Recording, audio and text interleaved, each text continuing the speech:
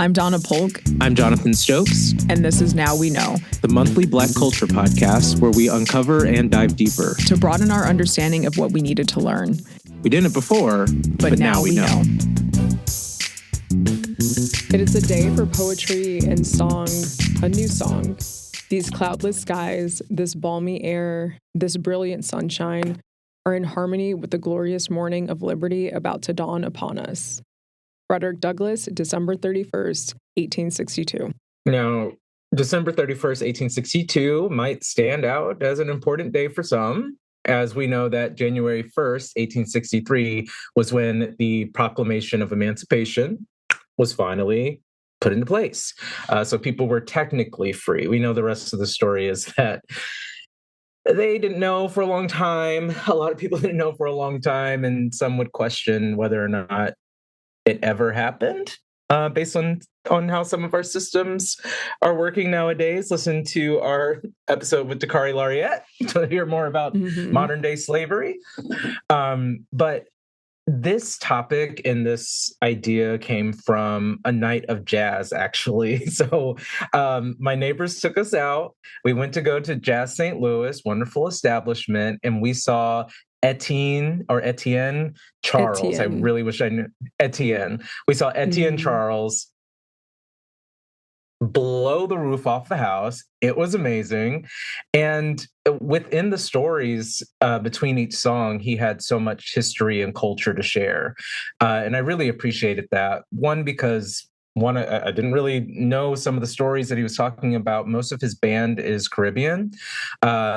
And so they have their own cultures that they're sharing, and they're all doing it through an American jazz style. They're also really young guys, his band. So I thought that was just really interesting that you have these musicians who are also somewhat historians, and also they're going to be cultural interpreters for these American audiences. I just thought it was so cool. And also the music was great. But for one of the songs, it was requested of the audience that we close our eyes. And it was a long, slow piece that explodes into a wonderful, moving, kinetic piece that is representing freedom. And the story that he told right before that song was about watch nights. And so I had never heard of watch nights. Had you heard of watch nights before? No, I haven't heard of it before, but this made a lot of sense as to some of the customs that we actually have in my family. So that was nice to see. Interesting. So real quick, before we get too far in without actually saying what watch night is. So December 31st, 1862 was the night before freedom was supposed to come to enslaved Americans, African Americans. And what they did was gather in their communities, in their churches, if they were able to. There's also a history of hush harbors, and hush harbors are just meeting places. That's oftentimes where enslaved people would have church or Bible study or conversations, planning. It's actually where Negro spirituals were born and developed, and like the stories were edited in these in these hush harbors. So that, I think that's pretty interesting. But it was dead silent because they didn't know if it was true. By this time, there's hundreds of years of slavery. There's no real idea of what a true free slave is, because there were freed people to a certain degree, but can you imagine like how sparse that was? And so It's a group of people coming together to celebrate their freedom. And now it's transitioned into modern day churches celebrating the new year. So they'll gather at 7:00 or so. Some churches start earlier because their congregants would like to go home earlier. And they shut down turn off the lights, and they set their intentions and do kind of like a meditative prayer practice. Sometimes there's music, but oftentimes it's just quiet. And then come midnight, we get to hooting, hollering, shouting, getting slain in the spirit, all the things, or maybe just grabbing your bag and going home, depending on what your congregation is like. But I thought that was lovely. And I thought it was just a beautiful and intense kind of thought to have. It's hard to hear those stories and not try to put yourself in their place, but even when he was describing to the audience, like, I want you to close your eyes and imagine this, it's mostly an audience of white people. So they're not connected to the American slavery story in quite the same way as the guys on stage or myself. And then also, it's like, you really have to experience something like we do, this eternal binding to some sort of like unspoken law that you're not allowed to do things. Like there, and without you have it real doubly understanding hard, or explanation. right? And like Yeah. you being a woman, there's extra. You know what I'm saying? Right. Like there's just this extra thing that says you can't exist as you as freely. And just imagining that weight being lifted, it was overwhelming. It was totally Oh, yeah. overwhelming and impactful. Incredible. Yeah. What's fascinating about this is that I've heard of people going to church on New Year's Eve, and I never understood why, literally, until reading about Watch Night. I had no idea. No Yeah. idea. And so I find it to be really fascinating that there's that piece, and then there's a piece of what my family does. Like my mom, she will make black-eyed peas, collard greens, cornbread, the whole thing, and some amount of like pork or like ham, however she prepares it. But she would always say that's for good luck, but I didn't really understand the history behind it. And now I'm so curious to ask her, like, did you know that this was the history behind it, or were you just doing this out of habit, out of what was passed down to you from grandma, maybe her great grandma and her family members? Does she know like when Well, I haven't that asked her yet. started? I haven't gotten to see her since I read the article and I watched guess the that's true. things. But yeah, I'm definitely gonna ask her. Sometimes those traditions are just so baked in that I wonder if anybody knows how certain things started. Like in my family, it's superstitions. I'm like, who came up with that? But we just hold on and we just do it. Like, Right. I don't know. What other New Year's traditions do you all have when it comes to like actions and place and time? That's really it. It's just New Year's dinner specifically. Like, of course, we, stay up until midnight, or when you have a young son, you stay up until 10 p.m. so you can watch New York, the New York New Year and watch the ball drop and everything. We have like sparkling grape juice and like, sparklers and whatever. But for me, yeah, it's just you ring in the new year and like I haven't, well, maybe in like high school I got to have that New Year's kiss, but Ooh. I know. And I don't know, possibly when I was married, it seems like a lifetime ago, so I'm not 100% sure.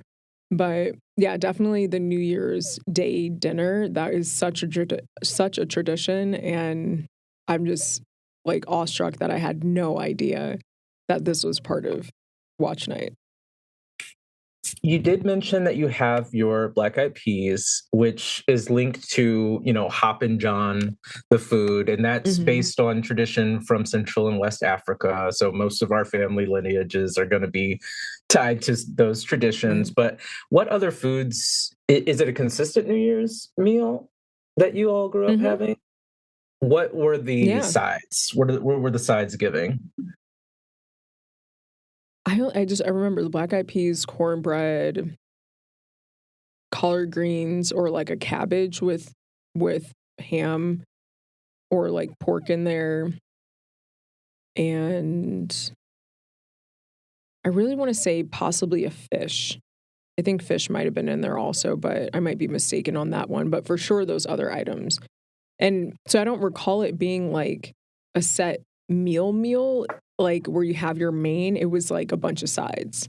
Yeah, but I love that. And also that was mentioned in an article that we read in preparation about this. They mentioned like candied yams and macaroni and cheese, like kind of those holiday foods. And like as you're talking about your tradition, I'm like, damn, we really do sit down and eat that meal every time we can. Yeah. Like those items. Wait, so maybe tell not black me, eyed tea. what was yours? So we didn't have a New Year's tradition, but Okay. But what you're describing sounds a lot like my Thanksgiving. It sounds a lot like my Christmases growing up. It sounds like a lot like so and so's in from out of town and we're going to Yeah. barbecue. So we're also eating what I consider holiday food. Yeah. But yeah, I think it's awesome that those traditions, as we've learned before, like are dated so far back to people that we would never know, and we just keep doing it. And I just love that. I Yeah. love that tradition, I guess. And I always thought I wasn't into tradition, but I guess the cultural ties is what Turns I out you are. appreciate. Yeah. Turns out I am. Yeah, it's a cultural tie, not by the history of it. Yeah. And like, so this recently happened. My husband is a wonderful chef. He's a wonderful baker. And he has like a signature sweet potato pie. And we're preparing for this meal coming up. And so he was asking, like, should I do the pie? Da, da, da, da, da. And I had to tell him, like, I'm sorry, I grew up with my grandma's sweet potato pie. So as great as this is, people are always asking for the recipe. It's hard for me to eat. Like, it's hard for me to eat. Yeah. After my grandma died too, I couldn't eat greens. I still can't really eat greens because she made the greens. Like, I can't eat the imitation. But so I guess I am really locked into not only to tradition but also nostalgia. Oh, for sure. That's the thing. It's like when you have that nostalgia tied to it, nothing will taste better. Nothing will. You know, speaking of nostalgia, I was thinking about a particular New Year's that I had. I grew up with cousins who were kind of my proxy siblings. We were all very close in age, and so we hung out a lot. And I guess I was in my bullying phase because I was, as a young kid, didn't know anything about drinking games, but I knew we had expired eggnog. And so I made us play a drinking game with expired eggnog. I can't even tell you what the rules were, but I'll never forget because turns out I'm the lactose intolerant one. So, Oh, that's funny. joke's on me. I was folded over on that toy, but I guess you live, you learn. Before we get into that actual day, it was just a few months earlier on September 22nd in 1862 that President Abraham Lincoln issued the executive order that declared enslaved people in the rebelling Confederate states legally free. However, that decree wouldn't take effect until the clock struck midnight at the start of the new year, hence why we have watch night. And so it's like you have to wait 3 months and change for this proclamation to go into effect. And even then, he didn't end up signing it until like 2 o'clock in the afternoon on the 1st. And that's 1860 or 1863. And remember, Juneteenth was 1865. Right. So they were really playing in our faces. And for those who don't remember Juneteenth, when those that were enslaved in Texas finally got the word from 2.5 years earlier that they too were free, but nobody told them. Right. And also, so that time period between September and January, can you imagine what that, and I'm sure there's documents, and I'm sure that I could just pick up a book and somebody's listening to me say this and throwing their phone across the room.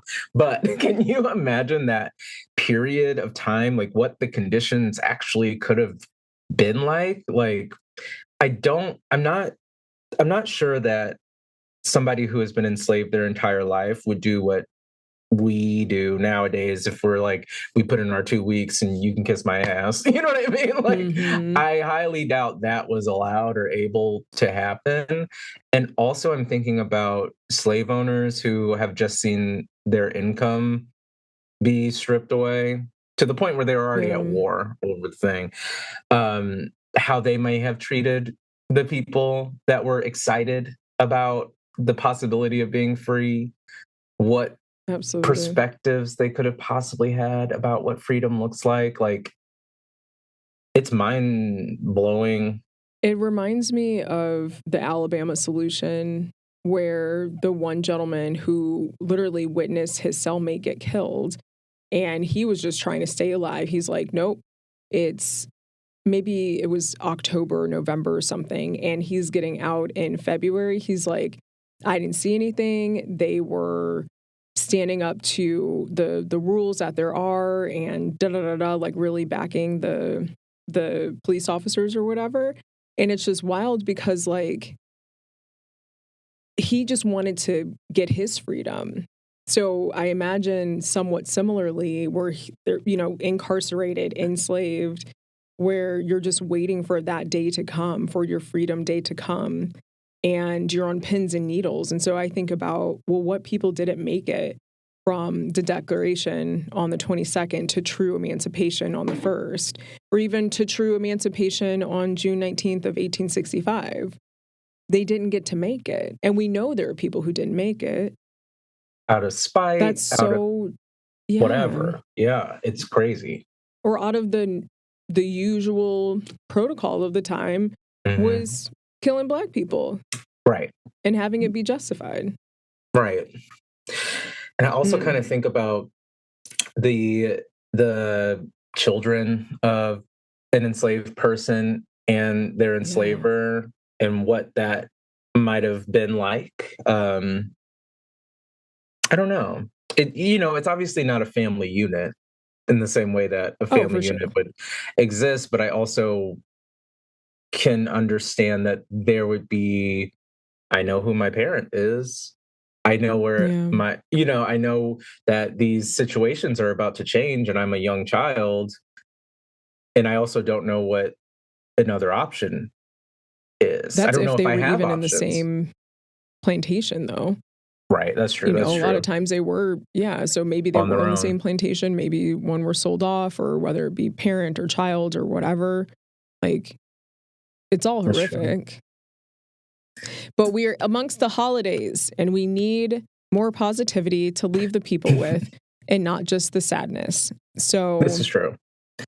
As it turns out, I have a watch night tradition on for eating, but maybe not the night itself. But we certainly want to know what everybody else's traditions are that are fun and like lighthearted.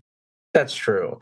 I also want to add, yes, we're talking about slavery and enslavement and trying to conceptualize that environment, which we never really could, which is a heavy and depressing thing. But also we have to realize that watch night was probably the best release feeling ever. Like knowing that it's legal, that you can be free, that this is an opportunity that you would have never even imagined was possible for you. That sounds like a freaking relief. And I think and I know that's why churches continue that tradition. And I know that's why people use that time to set their intentions for the year or, reflect on the past year. It's like, this is a great, perfect time to reset and envision the next bit of your life, at least the next year, if possible, as a new you. Are you working on your New Year's what do you call them? New Year's resolutions. Are you working on your resolution? I'm not. I'm still working through those that I set, or intentions. I guess I haven't done like resolution. Maybe resolution and intention are the same. I don't know, but I called them intentions instead of resolutions. It just like making a point to do something instead of like, I for sure am going to and then, leaving myself grace essentially is kind of how I see it. So there are several items that I need to reflect on for those intentions. And I know that there are several items that I have accomplished, which I'm really proud of and I'm really grateful for. And a few items that are in the works that I will get to check off here, likely by the release of this episode. Ooh. So that's exciting, and I will tell you offline. Okay, I was going to say. Would you like to share? Is there anything shareable, or would you prefer to keep that to the intentions that you've had to yourself? I can say what I accomplished. Sure. There's only one thing that comes to mind, so this is going to be very quick. But I have like a whole list of things that I did accomplish. That is fine. I don't remember. It's your year. It's your intentions. Well, one of my intentions were actually two. Two of the intentions. So the first one was to pay off my student loans, which I did earlier this year. Per. And another intention was to get my real estate license and start working in the business. So, both of those are accomplished. And yeah, I guess that's it that I know for sure that I accomplished. I just can't remember what else is on that list, but I know that there are other movements that have taken place from that list that I'm really proud of. Yeah, that's great. I mean, you've had quite the year. Yeah, it's been a good year. How Yeah. about you? Any resolutions, intentions from 2024 to 2025? So I don't do resolutions either. I kind of set an Mm, intention with a word that I focus on mm, for the year.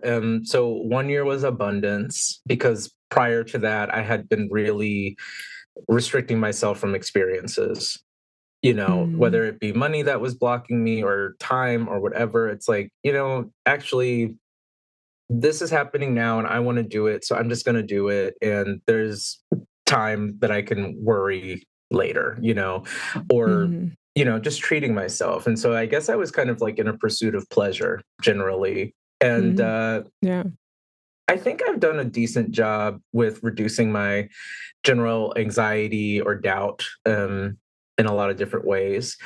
Um, and I think this past year's word really did work out. And I didn't even notice it was happening, but I said the intention was intentional. I was just like, just make everything that you do intentional or make your yeah, connections intentional. Because I found myself just really having internet friends that are my actual friends because it's just easier to be in mm, pajamas, and sure. so I'm going out to catch up. I'm going to get the drinks. I'm going to the concert. I'm going to go do the thing. And also, we've had 2 parties in our house, which was something that we used to love to do pre-pandemic that we just never did. And so we were able to do that. And I think that that's going to become more of our culture. Like we're used to dinner parties, but I think having people around face to face, making those Hmm. connections, that's super important to me. That's And so beautiful. I love that. yeah, I mean, I'm only realizing it right now that that worked out. So yay. Yay. um, I know. I mean, this is like somewhat a year in review, too. yeah.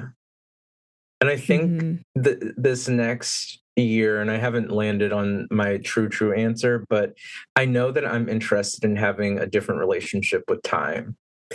Um, Mm, Whether that be me feeling like there's not enough or that, you know, it's so far away from me. I don't even have to worry about it right now. You know what I mean? So I procrastinate yeah. something. I just want a different relationship. Now, I don't know what that looks like. But I know in my day to day, I would like to fill it up with more things. I could do a lot more Yeah. things in the day, and not Mm, let life revolve around my work schedule like I do. yeah. Yeah. That's fair. Yeah. I spend way too much time in the morning getting ready to work, working, and then recovering from work. It's like, Yeah. I'm not a surgeon. I should be having fun. Like this is, you know what I mean? Hmm. Like I should be working out. I should be going to dinner with somebody. You know what I mean? I should Yeah. be On a random Tuesday. on a Like, random Tuesday. I should always be able to go see hmm. my movies in the theater because there's time, you know? Yeah. Um, Yeah. so I'm not 100%, but I know I want a different relationship with time. Yeah. Mm, And I guess I have one plan that I have kicked the can down the line that I will actually set an intention to accomplish this year. I'm not going to say it because it'll jinx it, but for um, 2025 or going into or I'm sorry, 26? 2026. Yeah. So for 2020, Okay. I played around in Yeah. 2025 and let it get past me. And it's one of those things where it's like, oh, that's still on your mind. That must be something speaking to you. So just Hmm. go for it. Yeah. Yeah. So we'll Mm. see. I'll find a word and I'll let you know in January what the word actually is. But Yes. Well, I uh, guess one word yeah, that we can have for our listeners this year is gratitude for definitely, hanging out with us each month, and gratitude towards you too, Jonathan. I love doing this podcast with you. It's fun and dude. it's educational. We learn the things, we I expand our was minds.